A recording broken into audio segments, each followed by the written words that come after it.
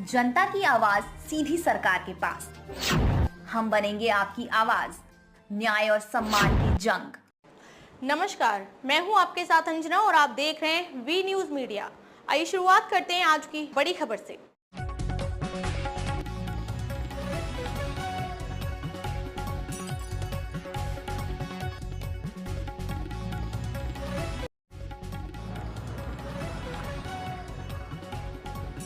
आदर्श विद्या मंदिर जिला सातारा तालुका कराड महाराष्ट्र राज्य सभा में उपस्थित रहे श्री गृह मंत्री अमित शाह, श्री उदयराज भोसले जी, श्री डॉक्टर सुरेश दादा भोसले, श्री अतुल बाबा भोसले, अन्य अतिथिगण उपस्थित रहे और सभा को संबोधित किया और सभा 8/11/2024 को संपन्न हुई। वीरशेव प्रेम कुमार की रिपोर्ट। अतुल दादा कुछ 9000 समथिंग से हार गए, मेरे दिल में भी कसक थी। इसलिए हमारे प्रदेश अध्यक्ष को कहा था कि कराड दक्षिण का सभा मेरे नाम पर ही लिखना। मैं सातारा की भूमि को प्रणाम भी करूंगा और अतुल दादा के लिए अपील करूंगा। अब मैं फिर से सातारा आऊंगा, मगर अतुल दादा को जिताने के लिए नहीं, इनके विजय सरघस के अंदर आऊंगा। मुझे बताओ कराड दक्षिण वालों, आगे आओ अतुल दादा, मुझे बताओ अतुल दादा को प्रचंड बहुमत से जिताओगे? 20 तारीख को कमल के निशान पर बटन दबाओगे? महायुति की सरकार बनाओगे? मोदी जी के हाथ मजबूत करोगे? तो मेरे साथ दोनों हाथ उठाओ, उठाओ दोनों हाथ, विजय के संकल्प की मुट्ठी बींचो और प्रचंड आवाज से बोलिए, भारत माता की जय जय जय जय जय शिवाजी, जय जय जय जय जय भवानी, जय श्री राम, जय जय श्री राम। आप सभी का बहुत बहुत धन्यवाद। नमस्कार। आजच्या कार्यक्रमाची विशेष भेट म्हणून अतुलदादांना मी विनंती करेन की आज आपण माननीय केंद्रीय गृहमंत्री अमित भाई शहा यांना आजच्या कार्यक्रमाची विशेष स्मृती म्हणून आपण भेटवस्तू देणार आहोत। आपणा सर्वांना अभिवादन, खास आभार माननीय केंद्रीय गृहमंत्री सहकार मंत्री अमित भाई शहा यांचे। अतुल बाबांना विनंती आहे आपण अमित भाईंना एक विशेष भेट द्यावी, त्याचबरोबर अमित भाईंचा एक विशेष सन्मान आजच्या कार्यक्रमाच्या निमित्ताने माननीय खासदार उदयनराजे भोसले हेही करत आहेत। त्याचबरोबर सातारा जिल्हा भारतीय जनता पक्षाच्या वतीने सुद्धा धैर्यशील कदम हे विशेष सन्मान करतील। माननीय काकासाहेब जाधव शिवसेनेच्या वतीने स्वागत करतील। हे विशेष भेटवस्तू आहे। जोरदार टाळ्या या सर्व मान्यवरांसाठी आणि विशेषतः अमित भाई शहा यांच्यासाठी आजच्या कार्यक्रमाला ते आवर्जून उपस्थित राहिले। त्यांचा विशेष सन्मान आणि विशेष आपल्या सगळ्यांच्या वतीने या आजच्या कार्यक्रमाच्या निमित्ताची ही छोटीशी आठवण आपण त्यांना इथे प्रदान करतो आहोत। माननीय डॉक्टर अतुल बाबा भोसले यांच्याही हस्ते त्यांचं स्वागत होत आहे। माननीय खासदार साहेबांच्या हस्ते, भाजप सातारा जिल्ह्याच्या वतीने, शिवसेनेच्या वतीने असं सर्वांच्या वतीने आजच्या कार्यक्रमाला ते आवर्जून उपस्थित राहिल्याबद्दल त्यांच्या प्रतीची कृतज्ञता आपण इथे सारेजण व्यक्त करत आहोत।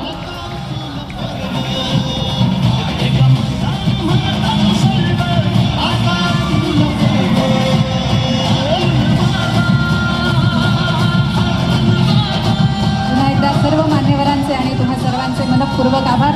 एकनाथ बागडी भाजप कराड शहराध्यक्ष, मी आपल्याला विनंती करते आपण आभार व्यक्त करावेत। एकनाथ बागडी साहेब।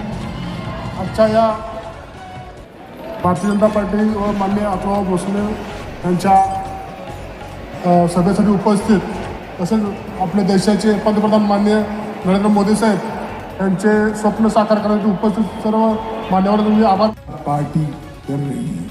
भाइयों बहनों, महाबलेश्वर हिल स्टेशन परियोजना 748 वर्ग किलोमीटर में बनाने का काम हम कर रहे हैं, जिससे महाबलेश्वर का, इनके ऊपर का जो दबाव है यात्रियों का, वो भी कम हो जाएगा। हमने वृद्धावस्था पेंशन को 1500 से 2100 करना तय किया है। और माताओं बहनों, जोर से ताली बजाना, लाडली बहन योजना भी की होगी। और एक खटाखट जैसा नहीं है, ये खटाखट फटाफट जैसा नहीं है। ये मोदी गारंटी है। यूपी सरकार बनने के बाद हर महीने 2100 रुपया मेरी बहनों के बैंक अकाउंट में हर महीने। भाइयों बहनों, हम हर महीने 25 लाख नौकरियों का सृजन करेंगे और 10 लाख छात्रों को 10,000 रुपया प्रति माह ट्यूशन फी देकर उनकी कैरियर को बढ़ावा देने का काम करेंगे। 45,000 गांव में पनडन सड़कों का निर्माण करेंगे और आंगनवाड़ी और आशा वर्करों का मासिक वेतन 15,000 तक बढ़ाने का काम भारतीय जनता पार्टी की सरकार और विजन महाराष्ट्र लेकर आएंगे। मैं अंत में इस मंच पर से शरद पवार जी को और पृथ्वीराज चौहान जी को पूछने आया। आप दोनों यूपीए की सरकार में मंत्री रहे, यहां के विधायक पीएमओ में मंत्री रहे, 10 साल तक यूपीए की सरकार चली। आप जरा हिसाब लेकर आओ, कराड़ दक्षिण में महाराष्ट्र को क्या मिला? ये हिसाब किताब लेकर नहीं आते हैं। मगर भाई, मैं तो बनिए का बेटा हूं, मैं हिसाब पूरा लेकर आया हूं आपको बताने के लिए।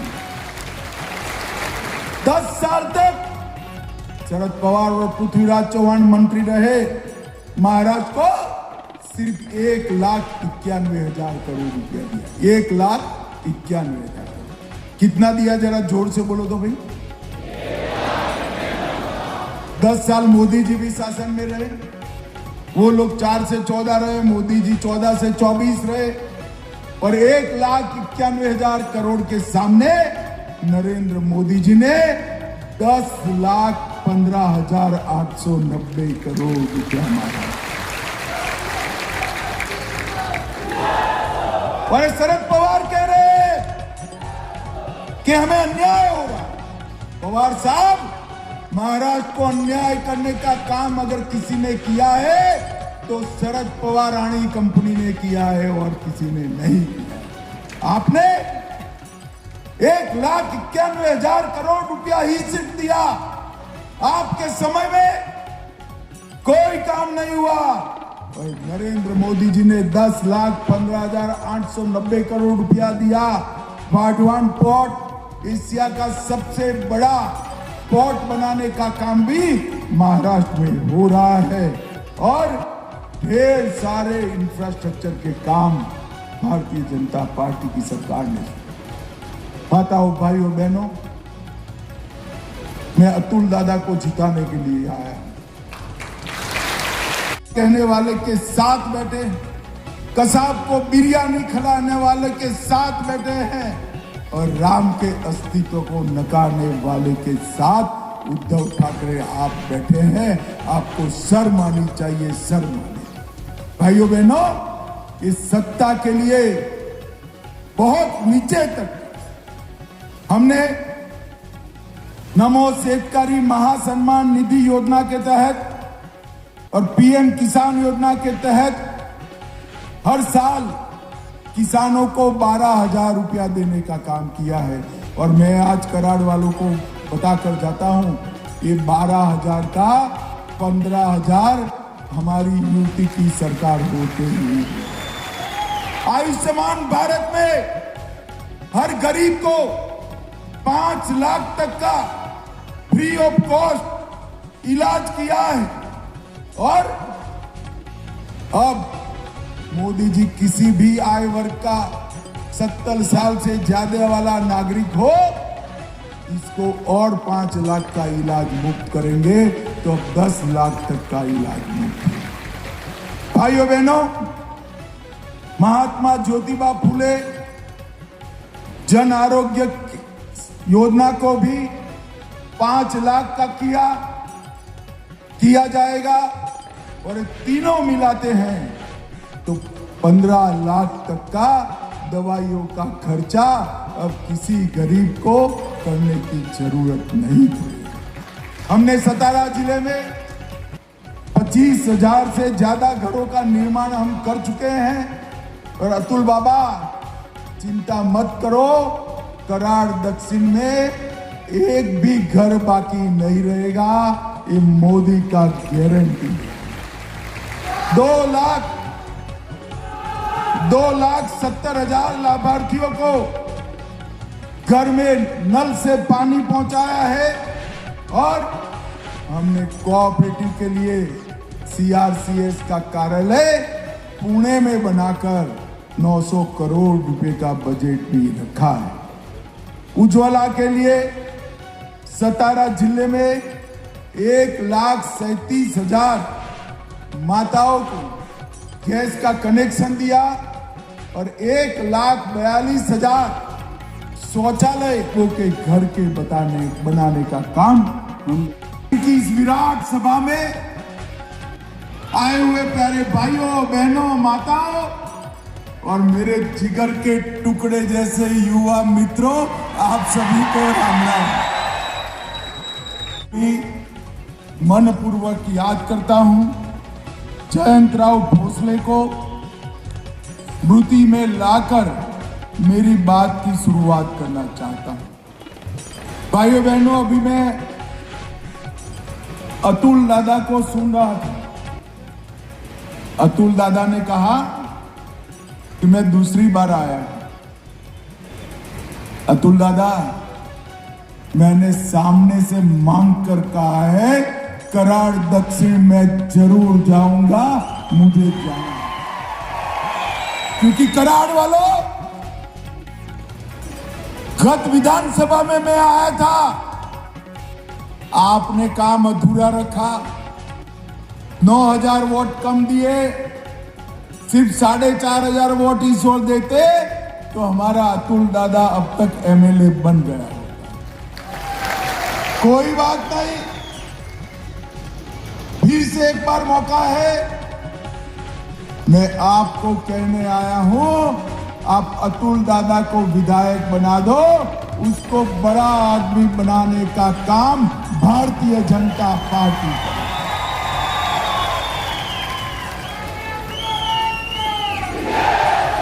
भाइयों बहनों,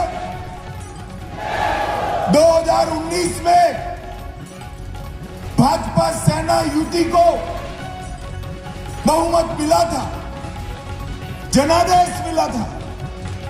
जनादेश के साथ विश्वासघात हुआ, मगर इस बार हम कोई गलती नहीं करने वाले हैं। इस बार महायुति की सरकार प्रचंड बहुमत के साथ आने वाली है, प्रचंड बहुमत। सातारा जिला हमेशा से वीरों की भूमि रहा है। सातारा की गद्दी ने शिवाजी महाराज के, संभाजी महाराज के मृत्यु के बाद कई सालों तक औरंगजेब के दांत खट्टे करने का काम किया और आज भी यहां से हजारों युवा मां भारती की सेना की भर्ती होकर मां भारती के लिए प्राण देने के लिए तत्पर रहते हैं। सातारा की वीर माताओं को मैं मनपूर्वक प्रणाम करना चाहता हूं, जिन्होंने अपने नौनिहालों को सेना में रक्षा के लिए भेजा। भाइयों बहनों, नरेंद्र मोदी जी हमेशा से सेना के जवानों का सम्मान करते हैं। इंदिरा गांधी ने एक वादा किया था, 1 रैंक 1 पेंशन का। 40 साल कांग्रेस की सरकार रही, इंदिरा जी रही, राजीव जी रहे, सोनिया मनमोहन रहे, मगर 1 रैंक 1 पेंशन का वादा पूरा नहीं। वो वादा पूरा करने का काम हमारे नेता, आपके प्रिय देश के प्रधानमंत्री नरेंद्र मोदी जी ने किया, नरेंद्र मोदी जी। और 1,55,000 करोड़ रुपया ये 10 साल में तनख्वाह से ज्यादा। और महाराष्ट्र के युवाओं को कहने के आया हूं, आप इनका के झांसे में ना आइए।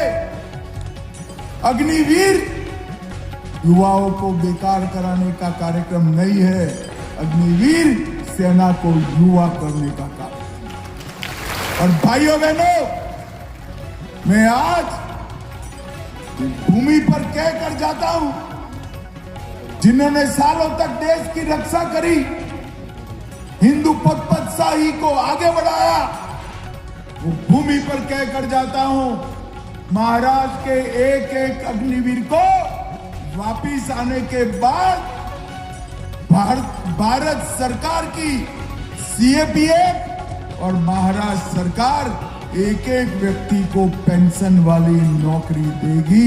ये भारतीय जनता पार्टी का वादा है। राहुल बाबा, हमारे वादे आपकी तरह नहीं होते। नरेंद्र मोदी जी जो कहते हैं वो करते हैं। भारतीय जनता पार्टी का वादा पत्थर पर लकीर होता है। कर्नाटक में चुनाव था, हिमाचल में चुनाव था, तेलंगाना में चुनाव था, आपने वादों का पिटारा खोला, चुनाव जीत गए। और अब तो खड़गे जी भी कहते हैं भैया संभल कर वादा करो, पूरा नहीं होता। जिस पार्टी का अध्यक्ष, राष्ट्रीय अध्यक्ष कांग्रेस को नसीहत दे कि हम वादे पूरा नहीं करते हैं, वो पार्टी कराड़ दक्षिण वालों के वादे पूरे कर सकती है क्या? जोर से बोलो, कर सकती है क्या? 50 साल से एक ही परिवार को आपने यहां से चुन कर भेजा। कराड़ दक्षिण विकास की रेस में पिछड़ गया। आज स्वयं एमएलए के इर्द गिर्द गरीबों की झोंपड़ियां। मैं आज कराड़ दक्षिण को कहकर जाता हूं, एक एक गरीब को पक्का मकान देने का काम अतुल दादा करेंगे। और अतुल बाबा को भी कहना चाहता हूं, प्रधानमंत्री जी की जो आवास योजना है, इसकी प्रायोरिटी गरीब व्यक्ति, इसमें कोई कृपा नहीं करता। परंतु ये जो यहां से जिनको चुनकर भेजा है, वो मोदी जी की योजनाओं को नीचे नहीं लाए। अतुल दादा, इस बार चुनने के बाद 1 साल के अंदर ही सारे गरीबों के मकान समाप्त करना। मैं इसके लोकार्पण के कार्यक्रम में खुद आकर सारे गरीबों को अपने घर की चाबी देने का काम करूंगा। मोदी जी ने इस 14 साल के अंदर 10 करोड़ गरीबों को मकान देने का काम किया है। और इसके साथ साथ आपने तीसरी बार राजा साहब को यहां से चुनकर भेजा, मोदी जी प्रधानमंत्री बने। तीसरी बार पहली कैबिनेट में बच गए 3 करोड़ गरीबों का घर का संकल्प भी देश के नेता नरेंद्र मोदी जी ने। कराड़ के पास हमारे यूपी की सरकार बड़ा फ्लाईओवर ब्रिज बना रही है और अतुल बाबा भोसले कोऑपरेटिव संस्थाओं से जुड़े हुए हैं। कृष्णा सहकारी बैंक, कृष्णा सहकारी चीनी, कृष्णा अस्पताल, इसलिए वो सबके साथ सहकारिता से काम करेंगे। इसका मुझे पूरा भरोसा है भाइयों बहनों, मुझे पूरा भरोसा है। मैं आज इस पवित्र भूमि पर आया हूं, तब आप सभी को कहना, भारतीय जनता पार्टी की सरकार ने अनेक संकल्प हमारे जो 50 साल पहले लिए थे, लोग हमारा मखौल उड़ाते थे। ये संकल्प चुनावी वादे पूरा नहीं होंगे, मगर जैसे ही मोदी जी की सरकार आई, एक के बाद एक संकल्प पूरा हुआ। ये राहुल बाबा के पिताजी हमें तंज कसते थे, मंदिर वहीं बनाएंगे, तिथि नहीं।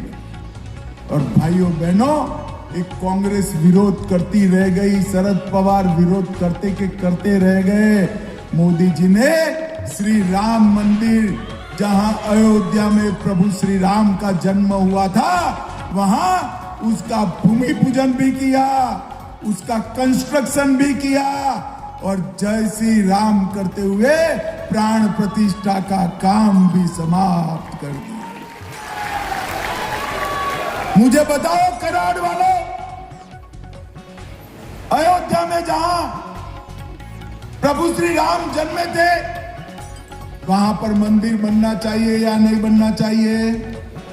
जोर से बोलो, बनना चाहिए या नहीं बनना चाहिए? कांग्रेस पार्टी 75 साल तक मंदिर को लटकाती रही, भटकाती रही।